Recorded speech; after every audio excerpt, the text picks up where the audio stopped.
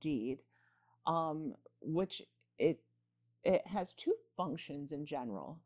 The first one is it helps pass the real property outside of probate. So you don't need a will. It happens automatically. Second of all, it's a type of deed that helps protect the equity in your home for the next generation. So it often protects against creditors. Again, a lot of my clients are worried about protecting real property from nursing homes. Okay, so who should have a life estate deed? Everyone? No, not everyone. They're not ideal for in every situation by any means. I think people really should sit down with an attorney to understand the nuances. I often tell my clients it's ideal for people who are in their home long term, the forever home, and that's for tax reasons. There's a lot of pros and cons there. But this deed is really ideal for people who are looking to avoid probate and again to protect the home. So what are the mechanics? How does this work? Yeah, so often the typical scenario is we have parents who will deed real property to children and then reserve for themselves something called a life estate, which means they have the right to exclusive possession during their lifetime. I often joke with clients, yeah, the kids can't come in and tell you how to decorate if you have a life estate. But the moment the parents both pass away, the children would have an automatic right to the real property at that point in time. So it passes outside of probate. The life estate owner has the obligation to pay for all the carrying costs regarding the property. So they still have to pay for all the taxes, which also keeps the star exemption or credit in their name. So they're still able to benefit from that.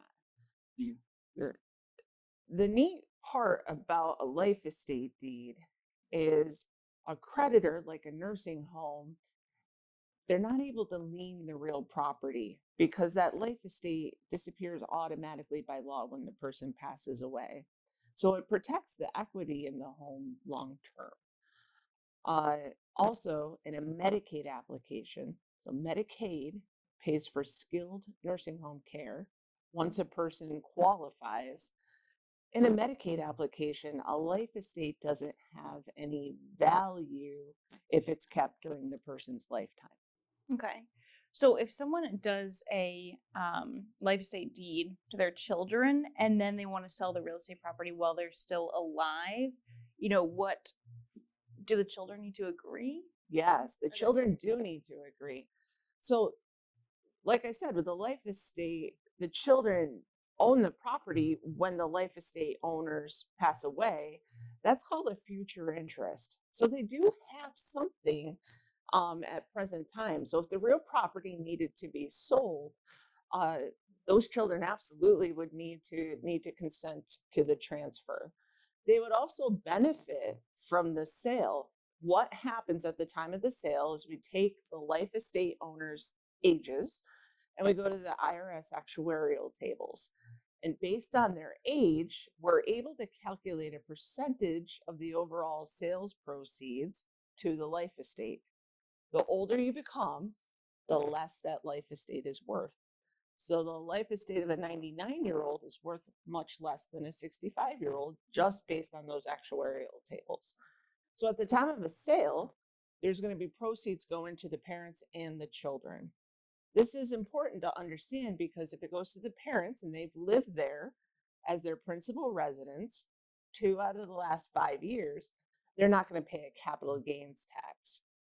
The rub is if the children have not lived at the real property for 2 out of the last 5 years, they could end up paying a capital gains tax on their portion.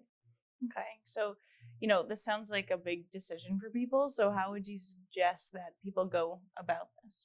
I mean, at Coughlin Gerhart, we will often sit down with our clients and go through the pros and cons of this type of ownership and whether it's right for them.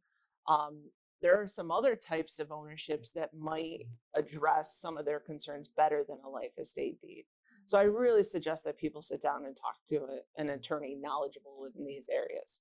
All right, perfect. Well, Kristen, thank you so much for sharing all of that information. That was really important. And thanks for joining me. Yeah, thank you. Yeah.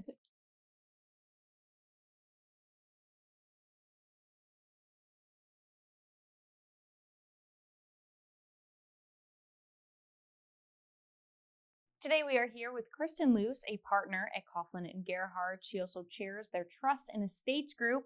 Today we will be talking about life estate deeds. So first,